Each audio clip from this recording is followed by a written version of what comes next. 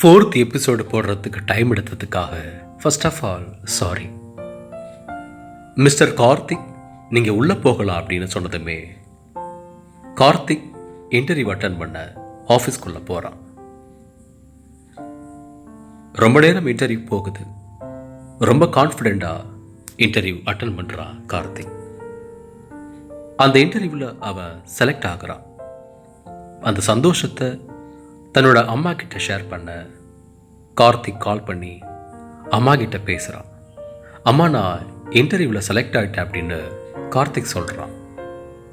அதுக்கப்புறம் தன்னோட ஃப்ரெண்டான ராகுலுக்கும் கால் பண்ணி சந்தோஷத்தை ஷேர் பண்ணுறான் கார்த்திக்.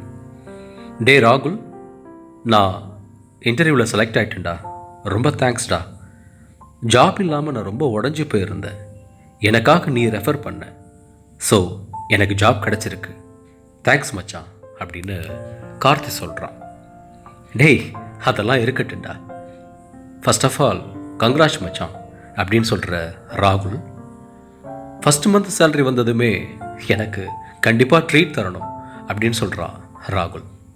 அதுக்கப்புறம் டேய், மறக்காமல் கெசாண்ட்ராவை மீட் பண்ணி அவளுக்கும் தேங்க்ஸ் சொல்கிறா அப்படின்னு சொல்கிறான் ராகுல். ஓகே மச்சான், கண்டிப்பாக நான் அவங்கள மீட் பண்ணி தேங்க் பண்ணுறேன் அப்படின்னு சொல்கிறான் கார்த்திக். மறுபடியும் ஆஃபீஸ் ஸ்டாஃப் கிட்ட போயிட்டு, மேடம், நான் கெசாண்ட்ரா மேடமை மீட் பண்ணணும் அப்படின்னு சொல்கிறான் கார்த்திக்.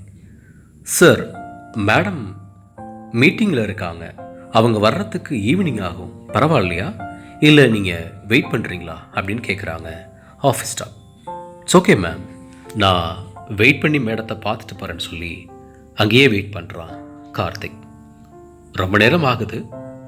அதுக்கப்புறம் ஆஃபீஸ் கேன்டீன் போயிட்டு ஒரு காஃபி குடிச்சிட்டு அங்கேயும் வெயிட் பண்ணி பார்க்குறான் கார்த்திக். திரும்பவும் வந்து ஆஃபீஸ் ஸ்டாஃப் கிட்ட கேட்குறான், கெசாண்ட்ரா மேடம் வருவாங்களா அப்படின்னு கேட்குறான்.